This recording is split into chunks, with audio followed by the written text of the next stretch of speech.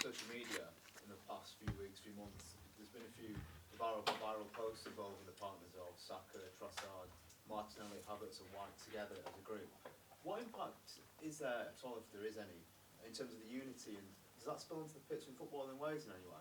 The fact that all the players' partners all get along and they're all going to games together.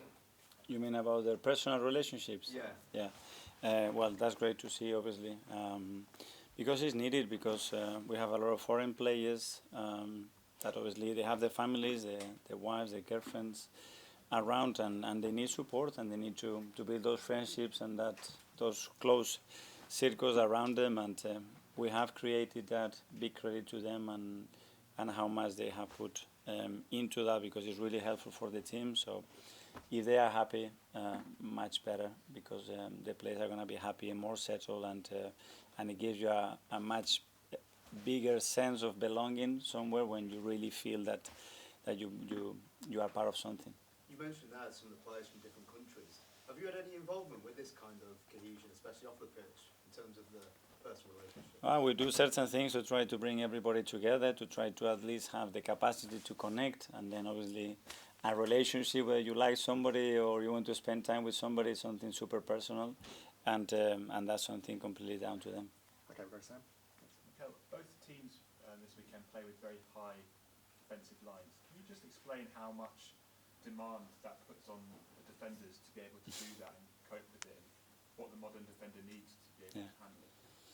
Probably it's a question for them, but it puts more demand because you see a space behind you, but the ball normally is further from your goal, so you have a choice to make. You want to defend closer to your 6-yard box and a lot of balls coming up there, or you prefer to have the ball very far and make life more predictable. But there are pros and cons to everything. I think you need the players as well to feel comfortable with that, and certainly ours are, because are used to it. How much sort of encouragement do they need from you to keep pushing and to be brave enough to leave all that space? Well, there is a limit, no, because there is an offside line there that you have to respect. But they know that they know where we want to play. We know that where that ball, we want that ball as much as possible and as frequent as possible. And I think they are comfortable with that. Jordan? Mikel, you would have known about this derby before you got to Arsenal as a player, but when you signed for them, being inside the club, feeling it, can you just explain what that was like in your first derby and the emotions it stirred up inside of you? Well, it's been a while ago, so I can't remember exactly the feelings, but yeah, you just touch history there, and it's a big one in this football club. There is a big one between the two clubs, and it's something that it makes a club bigger and better. That's for sure. It's needed in football, in elite sport.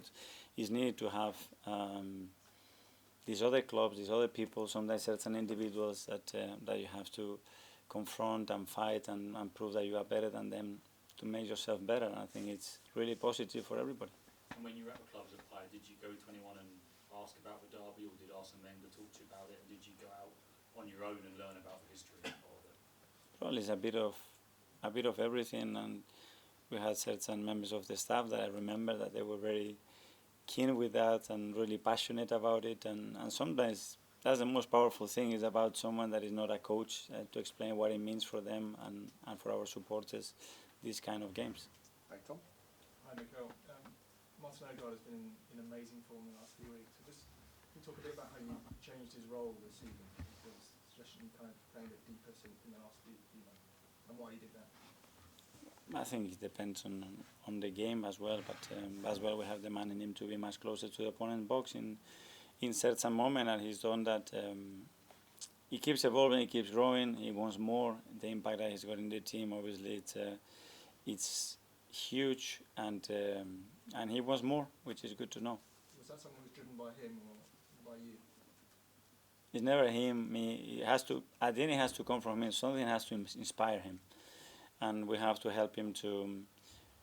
Sometimes not to convince him, but to show him what he can do, what is the room for improvement, the things that he needs to maintain doing that are super good, and then he needs faith in the people around him as well to help him to develop. Is that one of the biggest things since he's arrived, the kind of making him believe in himself? Has that been a big part of his progress? Probably in various ways, because nobody questions his talent, and it's more about, okay, can you settle in somewhere and be one of the most important players, become a role model, become a captain. So there's a lot of steps there to make, and he's done that really fast.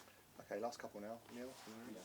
Hi. We've already talked about the 20th anniversary of the last Arsenal title win. Have you had the chance to pick Arsene's brain and talk to him about winning the title and the pressures of the title running? I have spoken to him a few times about certain topics, about how they've won it and later stages. He used to talk about that as well when I was a player, so he's always there in the hard drive. Can you give some sort of insight of what you've taken from him, the man who's won 3 titles for Arsenal, especially this time of the season? For this time, at the end, it's about finding a way to win the game. And that's it. You can do it in various ways when you look at how they won the titles and how they won certain games with very, very, very close margins. He always talked about that, about the fine margins and who's going to step up in the occasion to make it happen. Okay, finally we'll go to Ed from The Guardian.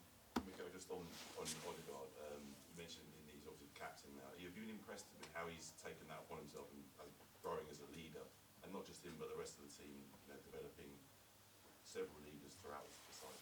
Yeah, exactly what you mentioned. It's not only about him, because he needs to have that role, but that role has to be given as well with the blessing of a team, a group of players that as well believe in him, and they are capable and happy, for him to give him that space and that responsibility and give him support. And we were really lucky because we obviously had that with a few of them, and then because it's a team that individually you have unbelievable characters, and that makes life very, very easy for you as a captain.